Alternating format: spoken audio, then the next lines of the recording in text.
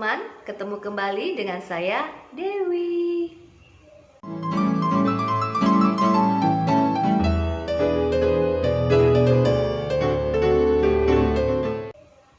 Kali ini kita akan membahas bagaimana caranya kita untuk keluar dari rasa malas. Nah, pada pokok bahasan ini banyak ya yang meminta saya untuk mengulas bagaimana caranya keluar dari rasa malas. Nah, makanya kali ini, konten ini saya akan membahasnya ya teman-teman. Semoga bisa bermanfaat ya.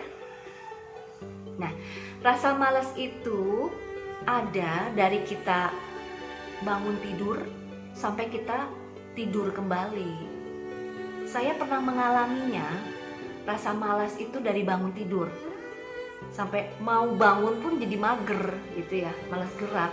Jadi golet-goletan aja itu di kasur sambil mainan HP gitu. Boleh sih kita sesekali melakukan hal itu, karena hal itu juga seperti me time ya, memanjakan diri sendiri, nggak apa-apa gitu. Tetapi harus perlu diingat bahwa kita mempunyai tanggung jawab untuk melakukan sesuatu sehari-hari. Misalnya saya sebagai seorang ibu, ya tentunya kan saya akan ingat tuh tanggung jawab saya untuk mempersiapkan bekal anak-anak sekolah, atau mempersiapkan harus masak ya kan, harus beres rumah, terus harus bekerja juga gitu kan. Nah, ini yang perlu menjadi motivasi gitu. Nah, di sini saya akan membahas langkah-langkah apa yang harus kita lakukan untuk mengatasi rasa malas. Nah, ada 4 langkah yang membuat kita mengurangi rasa malas itu. Yang pertama adalah kita harus punya trigger gitu.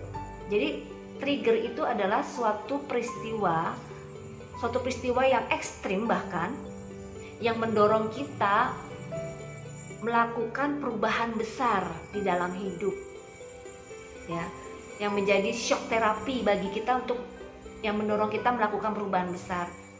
Contohnya bagaimana? Nah, contohnya itu misalnya nih, kita ke dokter. Nah, kita divonis oleh dokter bahwa kalau kita tidak mengurangi lemak, kalau kita tidak berdiet selama 3 bulan, maka jantung kita akan mengalami penyumbatan dan mengakibatkan serangan jantung.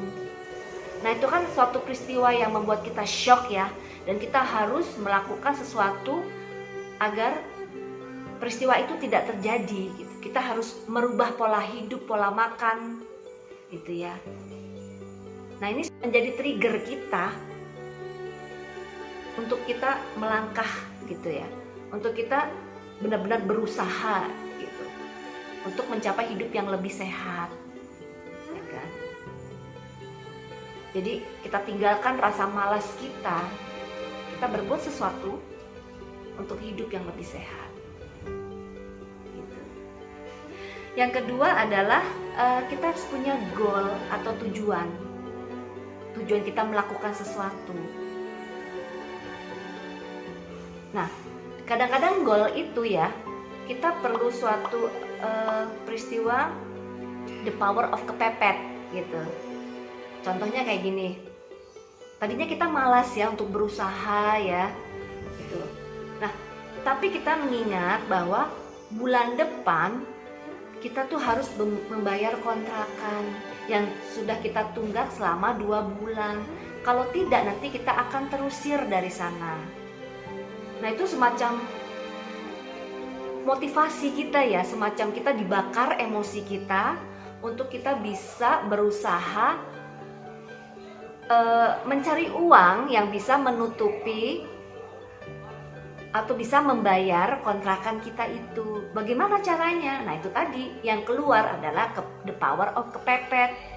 Ternyata kita yang tadinya kita hobi masak, tapi karena males itu, hobi masak kita jadi tertutupi rasa malas itu. Tapi karena kita mengingat bahwa kita harus mencari uang secepatnya.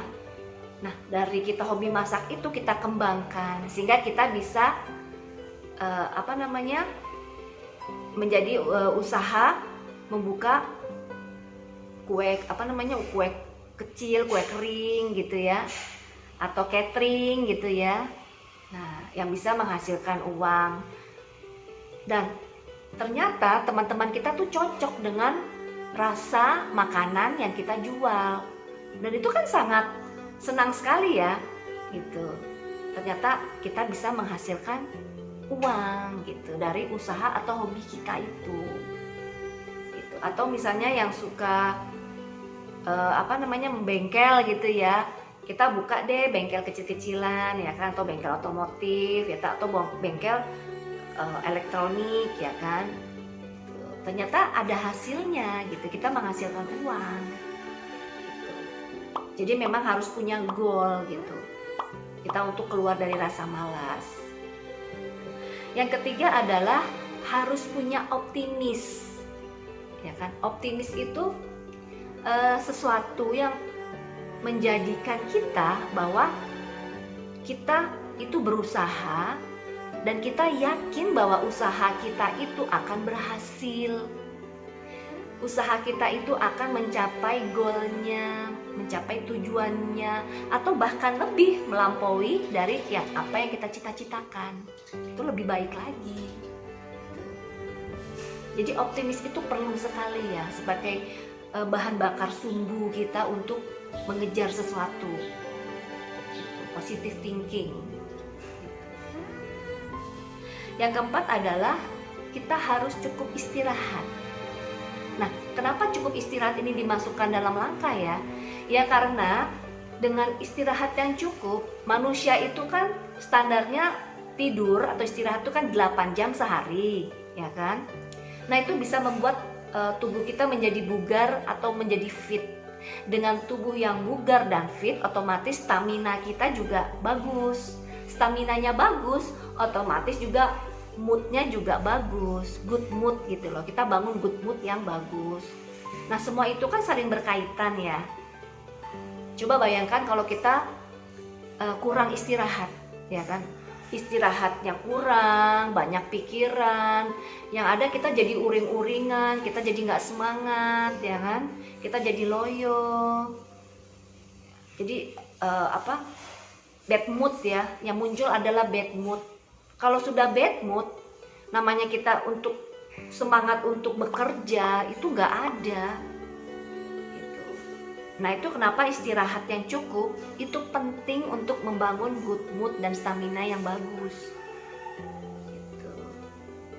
Nah, dari semua itu garis merahnya adalah bahwa yang bisa memotivasi kita harus keluar dari rasa malas itu adalah diri kita sendiri. Kita punya semangat yang kuat bahwa kita harus berusaha, bahwa kita harus mencapai goal yang sudah kita targetkan gitu. Itu dari diri sendiri.